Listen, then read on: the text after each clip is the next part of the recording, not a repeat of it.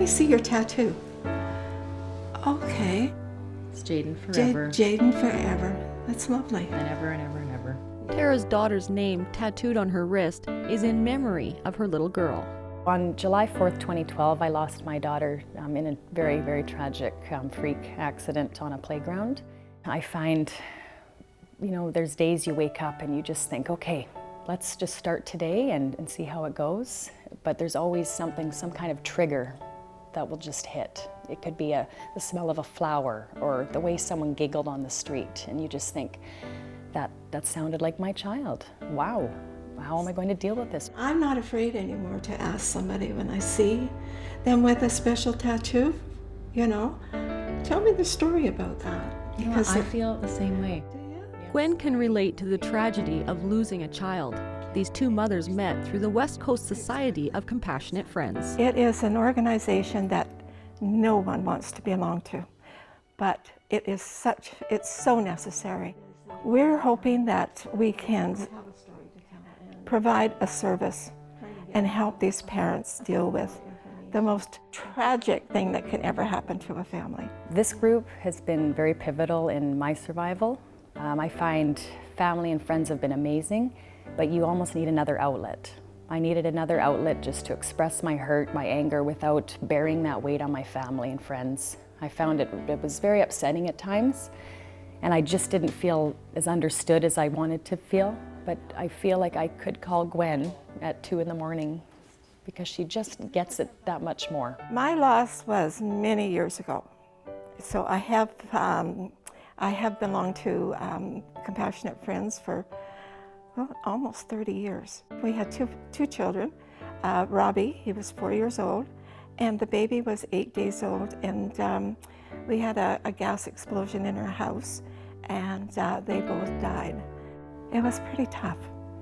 One day you're a parent, and the next day you're not. You will never return to a normal life, but you find a new normal. Just having people that are there with open arms and knowing I can just run into them when I need to. That's been my key.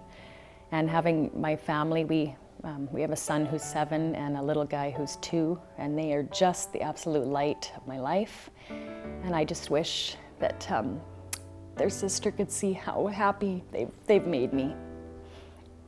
Because it makes it pretty tough to live that new normal, knowing that you're still wanting to live that other normal. Dealing with the grief is a difficult but necessary process. We did adopt a little girl, and then 2 years after that, we had a biological son, and it was great, but we didn't do our grief work. So we became very overprotective. We became living in fear.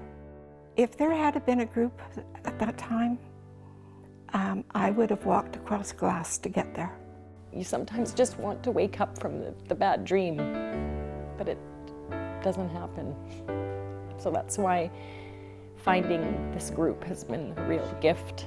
I'm really hoping that the people out in the community that are suffering from this pain that you have to go through, this journey, that they will at least call us. We can come, we can meet them one-on-one, have a coffee, if they don't feel comfortable in a group setting. I think the best thing, and I know it's hard for some people because they never want to upset, but I think the most upsetting is not mentioning her, not talking about her. Like that's who she was. She was a fiery little spitfire. She was bossy, she was funny, and it's hard to forget that. So mentioning Jaden's name, that just makes things come to life again, and that's what helps me. This is going on our 5th Christmas without our daughter, and every year it just gets a little bit more tough. Some people say, oh, does it get easier? It doesn't, because that pain, it's always there.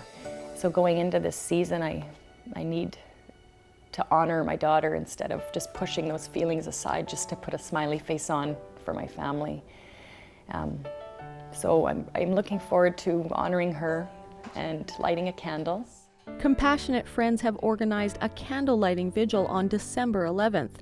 Anyone is welcome to attend the event at Oliver Woods Community Center at 6:30 p.m., but please RSVP There will be candles and goodies provided. It's also in conjunction with the worldwide candle lighting, and that is very interesting because the first candle is lit in New Zealand at 7 o'clock, and then after that, everybody in their time zone lights their candle at 7, and it causes virtually a wave around the world so that their light will always shine.